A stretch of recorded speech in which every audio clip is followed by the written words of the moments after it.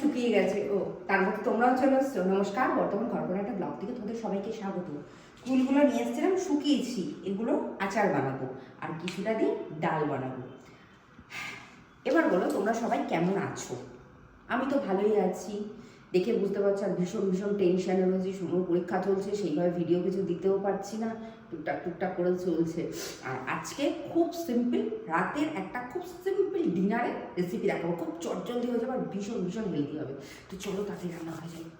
যেহেতু বললাম আজকে ভীষণ হেলদি একটা রেসিপি দেখাবো, আর তাও আবার ডিনারের। আমরা এখন হেলথ কনসিয়াস যেহেতু না, কিন্তু মুখরোচক কিছু খাবো। তো তার জন্য আজকে বানাচ্ছি আমি কাবলি ছোলার কাবাব। ভীষণ সিম্পল, ভীষণ সোজাভাবে। তো চলো উপকরণগুলোর সাথে পরিচয় করে দিই, চলে এসো। এখানে আমি কাবলি ছোলা সেদ্ধ করে নিয়েছি। এটা কিন্তু আমি নুন দিইনি, শুধু এমনি সেদ্ধ করে নিয়েছি।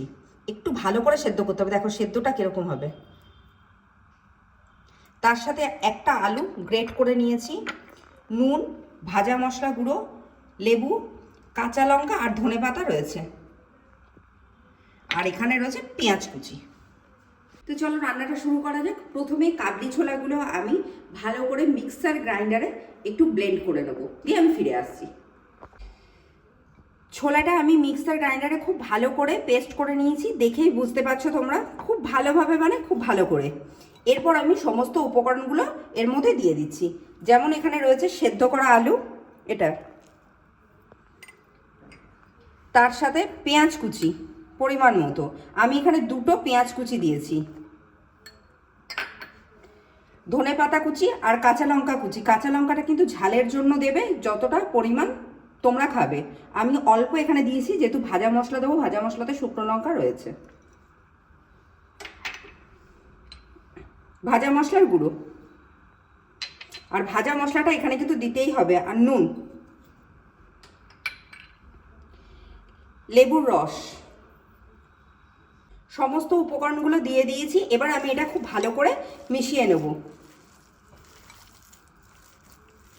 ছোলাটা তো সব কিছু দিয়ে মাখিয়ে রাখলাম। এবার আমি একটু তেল গরম করতে হবে, একদম অল্প। আমি এখানে সর্ষের তেল ব্যবহার করছি, তোমরা চাইলে এটা সাদা তেল বা ঘি বা বাটারেও করতে পারো। অল্প, একদম অল্প তেল দিলেই হবে। এবার আমি ছোট ছোট করে কাবাবগুলো তৈরি করে নেব।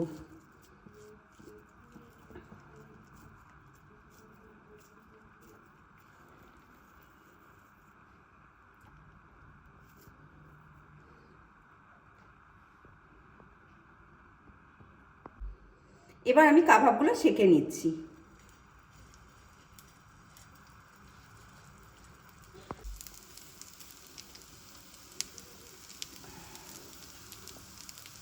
কাবাবগুলো খুব হালকা হাতে একটু নেড়ে নেব এবার, কারণ কাবাব মানেই জানো বেশি নাড়াঘাটা করা যাবে না, ভেঙে যাবে। ওটা একটা পিঠ হতে দেবো, তারপর উল্টে দেবো। এক পিঠ হয়ে গেছে, এবার আমি উল্টে দিচ্ছি। আর এগুলো ভীষণ সাবধানে কিন্তু উল্টাতে হবে। কাবাবগুলো একদম রেডি হয়ে গেছে, দেখেই বুঝতে পারছো ভীষণ সুন্দর রংটা হয়েছে। এবার আমি পরিবেশন করে ফিরে আসছি। তৈরি হয়ে গেছে কাবলি ছোলার কাবাব। কাবলি ছোলা দিয়ে চানা মশলা বা অনেক কিছুই হয়, আর আলু দিয়ে ঘুগনি আমি দেখিয়েছি, আমার চ্যানেলেও আছে। আজকে আমি কাবলি ছোলা দিয়ে কাবাব করলাম। এটা ভীষণ হেলদি হলো, তোমরা দেখেই বুঝতে পারছো। এটা বাড়িতে অতি অবশ্যই ট্রাই করো, এটা ভীষণ ভীষণ ভালো হয় খেতে। আজকের ভিডিওটা, আজকের রেসিপিটা যদি ভালো লেগে থাকে, তোমরা অতি অবশ্যই সাবস্ক্রাইব করো, শেয়ার করো, লাইক করো, প্রচুর প্রচুর কমেন্ট করো। চললাম, গরম গরম খেতে হবে কাবাব তো।